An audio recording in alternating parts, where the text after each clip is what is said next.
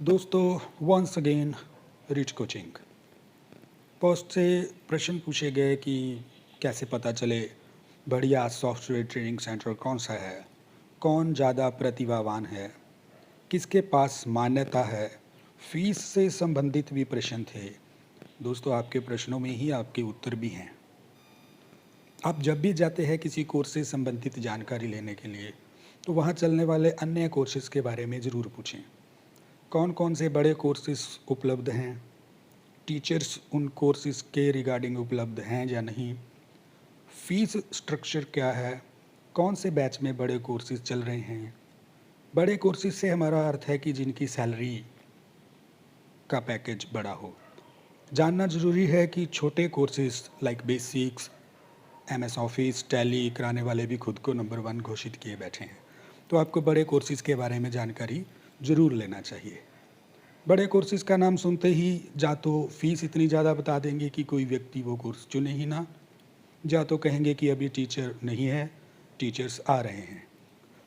वहाँ पर रहे टीचर्स का खुद का एक्सपीरियंस भी ज़रूर पूछें, क्योंकि प्रतिभा ज़्यादा ब्रांच होने में नहीं है। प्रतिभा ज़्यादा सॉफ्टवेयर्स जानने में, लैंग्वेजेस जानने में, प्रोग्रामिंग जानने में और कोर्सेज़ जानने में है।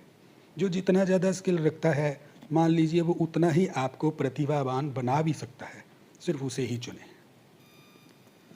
कुछ सवाल मान्यताओं के बारे में भी पूछे गए। तो कुछ 5 तरह की मान्यताएं मेरी नज़र में अभी हैं। Society registration, MSME registration, trademark registration, ISO registration और एफिलिएटेड टू एनी यूनिवर्सिटी और बोर्ड। इन 5 में से चुनें किसके पास ज़्यादा है। जिसके पास ज़्यादा है वो अच्छा है और यही इसका एक आधार भी बन सकता है।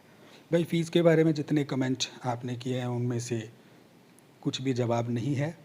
बस इतना ही कहूँगा कि बच्चों वाले software like Word, Excel, PowerPoint, Corel Draw, Photoshop and Tally, वो भी आधा अधूरा करवाने वालों को ऊंची फ़ीस देने का कोई मतलब दिखाई नहीं देता। जहाँ तक बड़ा कोर्स पहचानने की बात पूछी गई, तो उसका आसान तरीका है गूगल एंड यूट्यूब। आप जब किसी इंस्टीट्यूट से होकर आए हैं, वहाँ पर चल रहे कुछ कोर्सेज़ के बारे में आपको जानकारी मिली होगी, तो आप आकर के उनको गूगल या यूट्यूब पे सर्च करें। सर्च करते हुए आपका ध्यान रहना चाहिए, पहला सैलरी पे, दूसरा जॉब्स की गिनती पे, तीसरा उपलब्धता पे। आपको देखना होगा कि आपके आसपास जॉब उपलब्ध है कि नहीं है, और जहाँ पर भी है क्या आप वहाँ पहुँचने के लिए सक्षम हैं या नहीं। फिर अपना कोर्स चुनें, क्योंकि ज़िंदगी आपकी है। भविष्य में कैसे जीना है ये आपने ही चुनना है। दूसरों की बातों को सुनने के बाद आपको गूगल और यूट्यूब का ही सहारा है। एक बात तो सही है कि ये बेसिक तथा टैली जैसे सॉफ्टवेयर पे अब 6 महीने या 1 साल लगाना समय की बर्बादी है। इंग्लिश का बहुत महत्व है, ये आप सब जानते हैं, ये मुझे बताने की ज़रूरत नहीं है। हम भी ये जानते हैं कि आप अपने अनुभव से ये बहुत कुछ जान चुके हैं।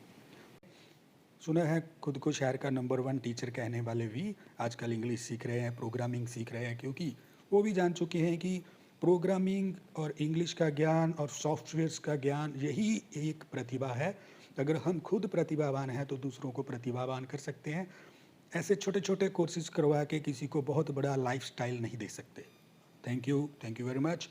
उम्मीद है कि ये ज्ञान आपको काफ़ी हेल्प करेगा, और इसको सुनने के बाद ये भी उम्मीद है कि आप दूसरों को गाइड करने में भी सक्षम हो जाएंगे। रिच कोचिंग से धन्यवाद।